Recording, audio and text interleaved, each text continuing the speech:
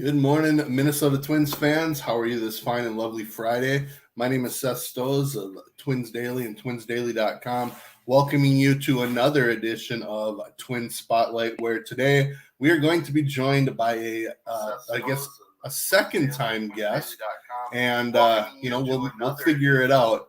But bear with me here as I'm trying to get this going here. All right. So, here we are, episode 46. This guest was actually a guest way back at episode 35, and we bring in right-handed pitcher Jordan Gore, who split this season between the Cedar Rapids Colonels and the Wichita Wind Surge, making his first full season as a pitcher, and we'll talk to him a little bit about that. So, without further ado, let's bring in the star of today's show, and that is Jordan Gore out on a walk in I assume South Carolina? How's everybody doing? Great. How about yourself? What's keeping you busy this off season? Well, I got a buddy. We're doing some pressure washing. Needed some help this morning, so I come out here and help him. Okay. Well, that's not really baseball related, and I love it because I know you've got plenty of hobbies. You're a big hunter. Have you been out hunting yet this year, or do you have more plans to do so? Yeah, we just got back. Matter of fact, from out west, we went duck hunting. Had a pretty good little trip, to be honest with you. All right, that's awesome. All right, well, the main reason we wanted to talk to you again is last year when we talked to you, you were just heading in to your first season as a pitcher, like officially as a pitcher. Just looking at it after the season, I mean, you have to be thrilled with how well you did this year, right? I mean, could it have gone any better? I mean, I think you can always do better, it was a lot of fun getting to play again, after not playing for a whole year, and, it just getting to play again was the big part for me, just going out there and having fun and kind of getting a love of the game again. Yeah, well, for sure. Absolutely. Again, that's the voice of Jordan Gore, Twins relief pitching prospect. He was actually the Twins Daily right-handed relief pitcher of the year and the all-star team that we put together as well. I'm sure your award will be showing up in the mail shortly. I want to ask you a little bit specifically, when you went to spring training, were you promised anything about an opportunity with whether it was Cedar Rapids or Wichita, or did you kind of have to go in from ground zero?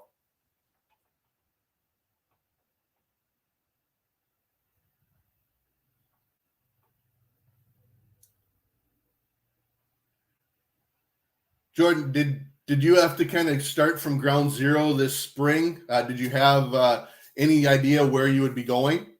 And we'll be joined back by Jordan Gore here in just a second. We're having some audio issues, and I'm kind of thinking it may actually be on my end. So hopefully people can hear me, but he's out in the woods in South Carolina, and we're trying to get a little better communication with him. So let's see if we can't figure this out.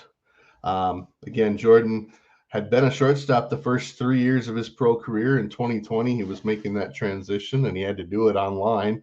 But thankfully, it obviously went very well with him, and he was very good at Cedar Rapids and then went up to Wichita and basically became their closer.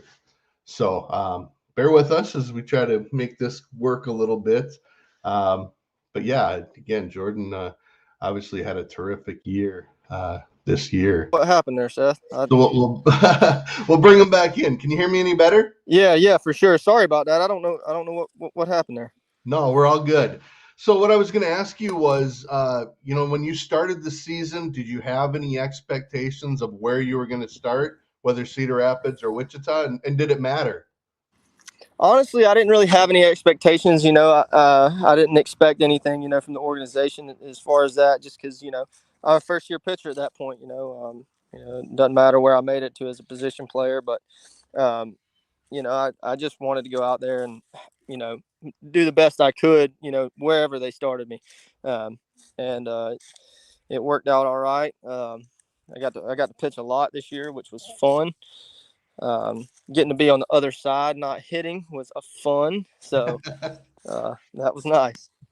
Well, I got to ask because I think last year you said you were okay with the not hitting thing. Was there any point during this season where you thought, okay, I want to get an at bat? Absolutely not. Well, we just have to look at your hitting line on baseballreference.com to know why or what? No, I mean, I hit all right up to AA, but those pitchers up there, man, they get good, and just that part of it wasn't for me, and hopefully I found something that works for me, but it just I'd get in the cages and mess around with the guys sometimes. I'd get bored before games, go in there and talk to Cabbage and Whitey and those guys, and just hang out. But other than that, there was no part of me that wanted to hit. Understandable. Yeah, it's not as easy as the guys make it look on TV. Absolutely not. So what I was impressed with, and I think I asked you this in season, but obviously everyone knew you threw hard. That's why you're getting this opportunity, I'm sure, to try it on the mound. But when I saw you early in the season and really throughout the season, you used your changeup a lot, and I want to say you had a slider, a breaking ball, and you used those a lot. You weren't just relying on the fastball. How important was it for you to go into the year with those secondary pitches? Oh, I mean, that was huge. I mean, I think that's what got me a little bit of success. They taught me a curveball, which was helpful. And then the changeup is actually a splitter that I learned when I was in 10th grade that I used to throw. Jeff Ridgway taught me that, and that was something I used to have confidence in. So I was like, well, I'll try that to be my next pitch, and that just throwing it and continuing to work on it really helped. So yeah, I mean that was a key to any kind of success I had. So is there a point, I assume, with Cedar Rapids where you kind of felt good with how to get ready before you're coming in the bullpen and being out on the mound and being able to relax a little bit? I think I learned that more so in Wichita, Okay. just because in Cedar Rapids there's not really a bullpen, so you're kind of just Right. sitting in a dugout. It's just a different atmosphere rather than sitting there, in the bullpen reading the game. When I got to Wichita, there was some older guys that kind of taught me how to get ready for a game and reading the situation, knowing when you're going to pitch. I mean, it was more so of with Borrego especially, he wants to win, so he was going to do whatever it took. So you kind of know your role a little bit, so you kind of get ready for what you think you're going to go into.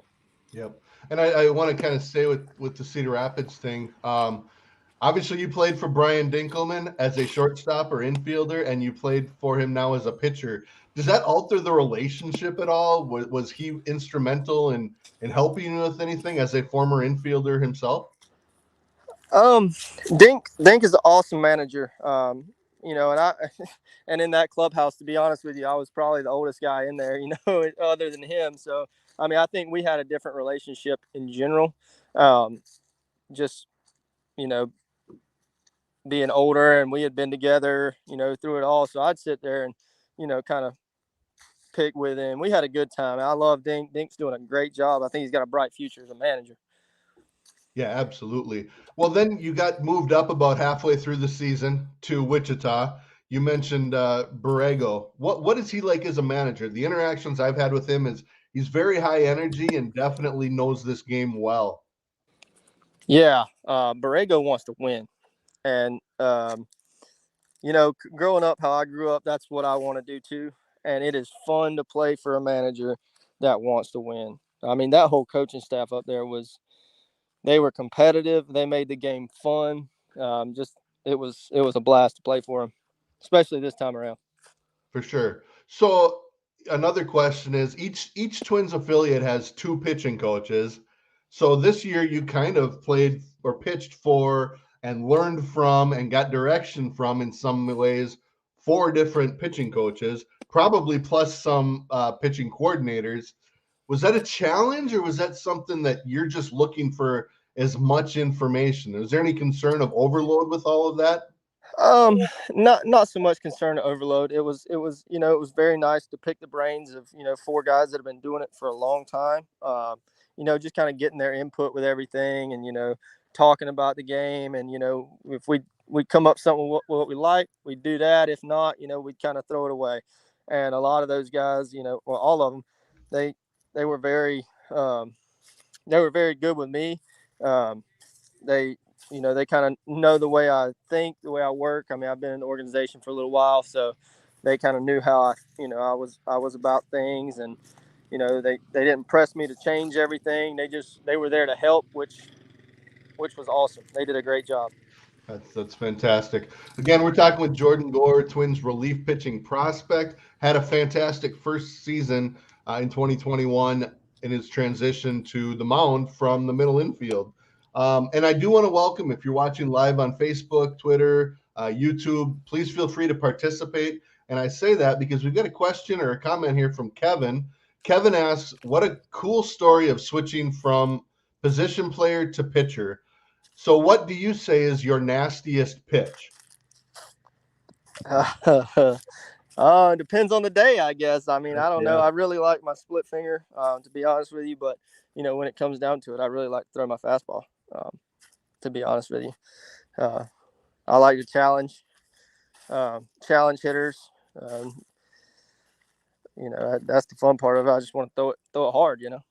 Yeah. Well, thank you for the question, Kevin. And I know I've got some questions on Twitter, but kind of along that line, I mean, just what you said, that mentality, it really seems like you've got that mentality that a late inning relief pitcher needs. Like you just want to attack hitters with your best stuff and see what happens, right? Are you comfortable with that late inning role? I love it. I love it. I got the opportunity to close some games in Wichita, and I forgot what adrenaline was, to be honest with you, until I got up there, and that was fun, to come in those tight ball games, the late inning, it just ain't much better. You got in Cedar Rapids early in the year, they went with kind of the starter would go 4, a reliever would go 3 or 4, and then there were only a couple of relievers, you and Zach Featherstone, who obviously both are guys that have transitioned to the mound. As the year went on, though, you did get a few 2 or even 3 inning outings. Is that kind of where you felt your limit was at this point, maybe 2 or 3 innings?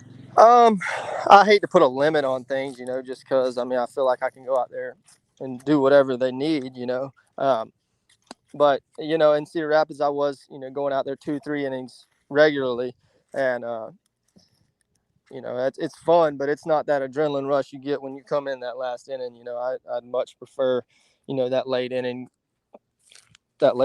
mentality, like you say. Absolutely. Because then when you went to Wichita, I don't know if it was right away. I know Cano had moved up, and I don't know if you were there when Moran was still there. But you got the opportunity to be that closer, and I think you ended up with 7 saves in a half a year. So, is that something you kind of thrived on? I mean, if at the end of the day you had your choice, would you say closer would be a ideal role? Absolutely. And I don't make that decision by any means, but I I loved that energy. It just brought life back to baseball for me, and that's fun. Love it. I do have a couple questions here from Twitter that I can't pull up on the screen like those from YouTube or Facebook. But Ben asked this question.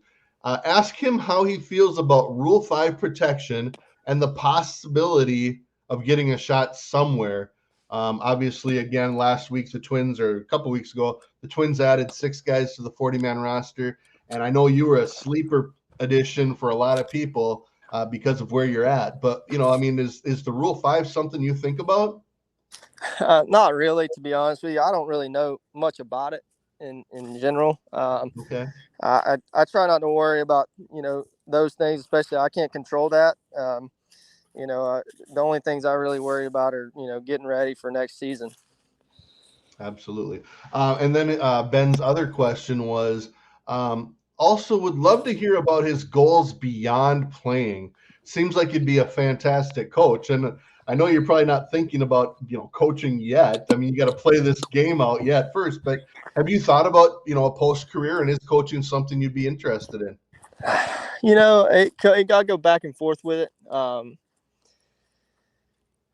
I don't know. I think probably when I'm done, I'll probably take a break from the game. When you play for so many years and years, it gets to where, if I can't play, and it's tough to go out there and watch other people do it, and if I'm fortunate enough to have my own, children, and they want to play, I'll probably coach them, but I don't really see it, in my future. Okay. You went to Coastal Carolina. Did you finish school, or is that something you'd want to do?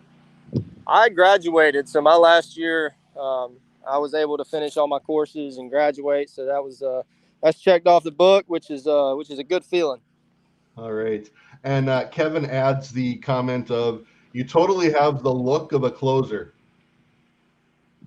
I appreciate that. I'll take that as a compliment. Yeah, I mean, I assume so. All right, we got to ask about the hair. When you were on before, you said you hadn't cut it in like a year and a half, and just looking, it looks like it still hasn't been done. Is there any plan to cut No, it, or is that I your haven't yet. I need to get it trimmed up. To be honest with you, it's just hard to trust somebody cutting this hair. I get nervous about it. But I'm gonna let it grow. I like it. I think my dad hates it, but you know what? I'll cut it one day if I ever get a real job. Yeah, yeah. And making the parents is always upset is always a goal of us or of those in your 20s, right? Yeah, it's not easy. All right, a few more minutes here with Jordan Gore. Again, transitioned to the mound and did a fantastic job. You had 11.7 strikeouts per 9 innings, I think, with Cedar Rapids. That number was about 1 to 1, one per inning with Wichita. Did you find a strikeout pitch for you? Was it that fastball up, or was it kind of dependent on the day, like you're saying? Um, you know, I haven't looked at all the stats or anything like that to see what it was. I think more of that was just kind of reading hitters and trying to figure out what they didn't want in that count. I wasn't really worried about getting there. I wanted to get out as fast as I could. If they wanted a ground ball, hit a ground ball, I was fine with that too. But probably the split. I felt confident with that one, and I don't know.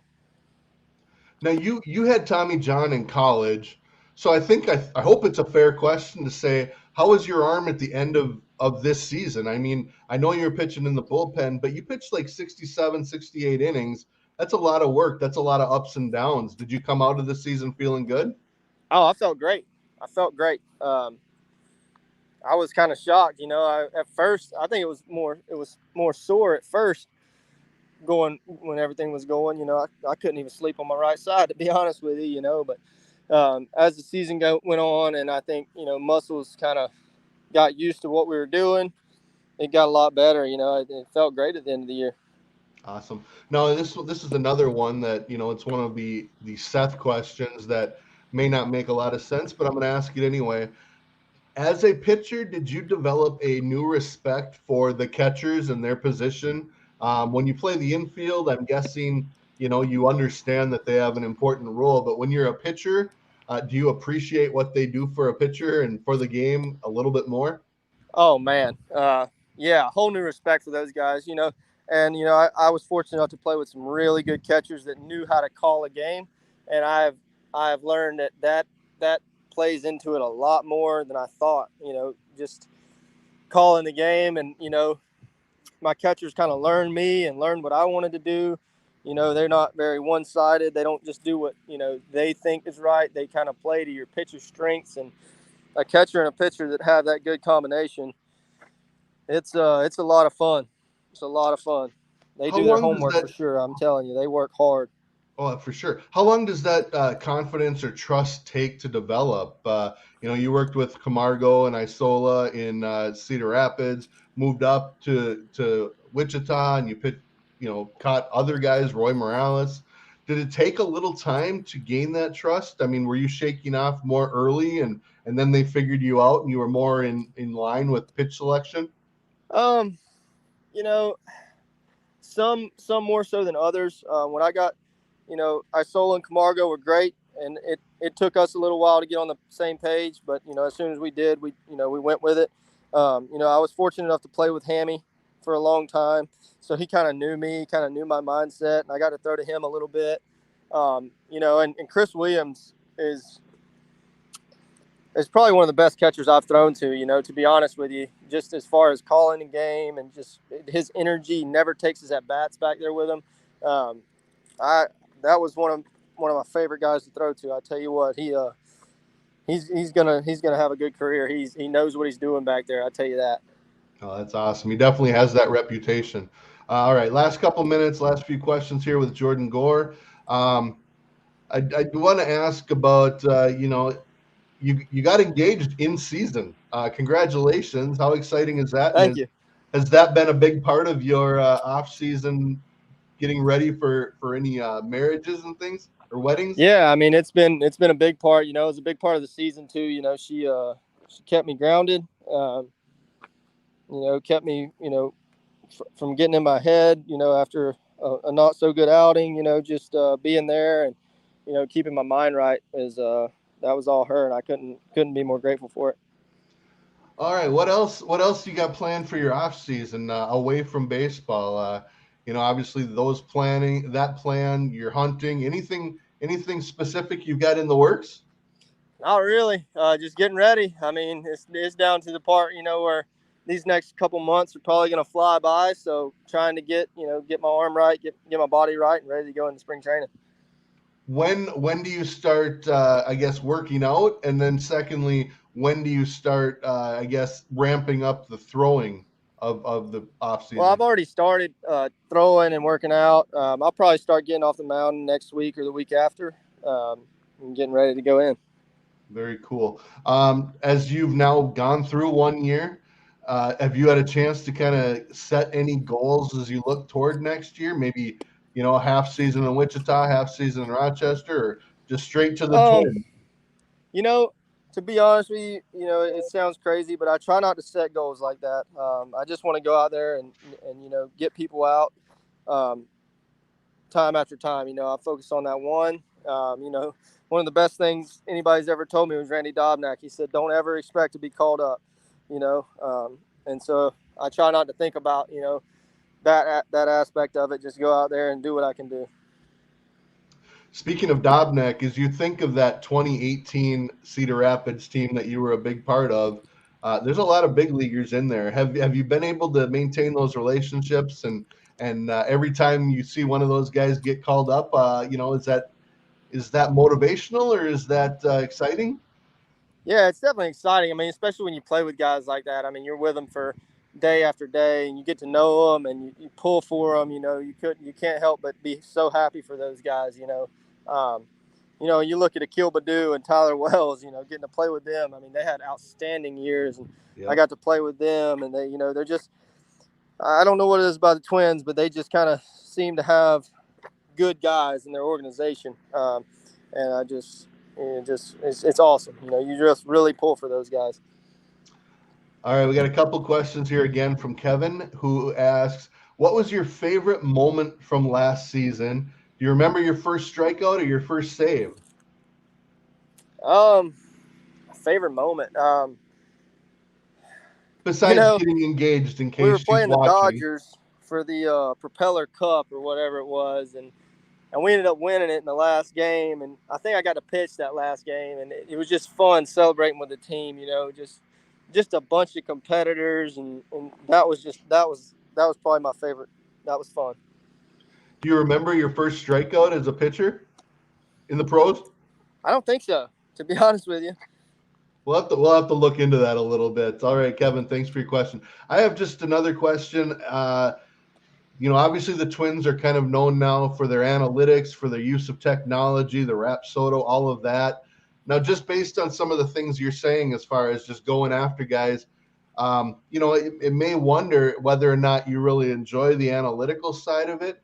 But I would also imagine that kind of helped frame you as a pitcher and kind of where to go with the stuff that you have, right? Is it? Absolutely. I mean, I think some guys take it more in depth than others. But, you definitely go look at it and see, all right, well, I'm doing this when I was doing this when everything was good. So it definitely helps. I don't use it as much as other guys do, just because I'm a simple guy from Conway. I like to go out there and, and play ball. but I definitely use it. It's definitely a big help, you know. And the Twins have put it out there for us to use, and you know, it's awesome. Very cool. All right, so I am going to let you go. You're obviously in South Carolina, where it's a perfect sunny day. I'm here in northern Minnesota, awaiting a winter storm warning that may or may not bring 6 inches of snow. So you are the winner in that category. That's tough right there. Oh man. All right. Well, thanks again. I really do appreciate it. Congratulations on a fantastic season on the mound, and obviously good luck this off season. I'm sure it'll be interesting. If and when this lockdown ends and the Rule 5 happens, and spring training is approaching. But I appreciate how nice you've been and willing to do stuff like this. So thanks, Jordan, and obviously again, congratulations on the upcoming wedding. I appreciate it. All right. Thank you very much, Jordan. And thanks everyone for listening, whether you're listening live or listening later. I want to say thank you to you as well. So, again, you can watch this again on Twins Daily Twitter, on Twins Daily Facebook, and on the Twins Daily YouTube page. It will be available shortly on the Twins Daily podcast, which you should subscribe to, because then you'll get a message whenever we've got a new episode of this or another Twins Daily show. And also, it'll be available soon on the videos page on Twins Daily, which again, I hate to keep pushing it, but twinsdaily.com, we've had, even since the lockdown, we've had 3 to 5 articles every day on the Twins in some capacity, and plan to do that as long as the lockdown is going. So be sure to check us out if you still want some baseball content. That would be fantastic. We'll talk free agents, rumors, trade rumors, a little Twins history. We got all kinds of stuff going on. So with that, I'm going to say thanks again to Jordan Gore, obviously a fantastic guy, 27-year-old, switched from shortstop to the mound, which again, he ended up being a reliever, which I think is where he'd probably stick. It'll be very interesting to see if he is Rule 5, because he's got great stuff. He's got 3 or 4 pitches, and he's certainly intriguing because he's really just getting started as a pitcher. So that'll be interesting as well. And if not, hey, maybe he'll get invited to big league spring training and have an opportunity in 2022. So without further ado, we are going to be back tomorrow on Saturday at noon Central Time. I will have another guest on Twin Spotlight that I think you'll enjoy. I really do. So check that out. Head to Twins Daily for more details, and we'll get that going. Again, if you subscribe to Twins Daily on YouTube, you'll be able to see when those are available to watch. So, all right. Best wishes to you all. Happy holiday season, and go Twins.